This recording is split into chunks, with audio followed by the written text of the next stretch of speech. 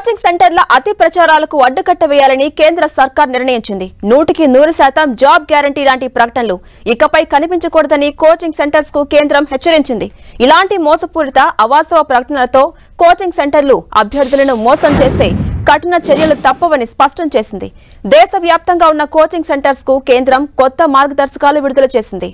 ఇక సేవలు, సౌకర్యాలు, వనరులు, మౌలిక వసతుల గురించి వాస్తవం చెప్పాలంటూ ఆదేశాలు జారీ చేసింది.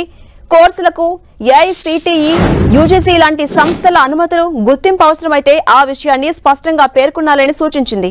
ఆ అనుమతులన్నీ ఉన్నట్లు చెప్పాలని, ప్రకటనల తయారీలో పారదర్శకత పాటించాలని ఆదేశించింది కేంద్రం. కేంద్ర ప్రభుత్వం నిర్వహించే నేషనల్ కన్స్యూమర్ హెల్ప్ లైన్ లో భాగస్వామి కావడానికి ప్రతి కోచింగ్ సెంటర్ ప్రయత్నించాలని చెప్పింది. నిబంధనలు ఉల్లంఘిస్తే వినియోగదారుల పరిరక్షణ చట్టం 2019 కింద చర్యలు తీసుకుంటామని కూడా హెచ్చరించింది. బాధ్యులైన వ్యక్తులు, సంస్థలపై జరిమానాలు విధించడంతో పాటు నిర్దిష్టమైన జవాబుదారీతనాన్ని ఖరారు చేసి భవిష్యత్తులో అలాంటి తప్పులు జరగకుండా చూస్తామని కేంద్రం హామీ ఇచ్చింది. ఇక దీనిపై సెంట్రల్ కన్స్యూమర్ ప్రొటెక్షన్ అథారిటీ అంతిమ మార్గదర్శకాలను కేంద్రానికి సమర్పించింది. అడ్డగోలుగా ప్రకటనలిస్తూ ఆంక్షలను ఉల్లంఘించి నడుపుతున్న కోచింగ్ సెంటర్స్ కు సీసీపీఏ ఇప్పటికే 54 నోటీసులను జారీ చేసింది. 54,60,000 జరిమానా కూడా విధించింది.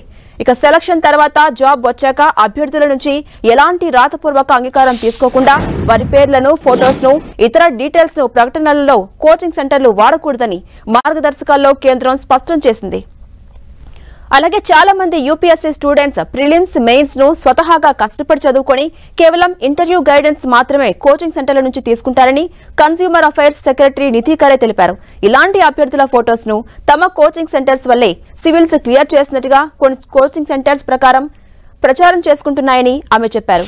ఇది చట్టరీత్యా నేరమని కూడా తెలిపారు.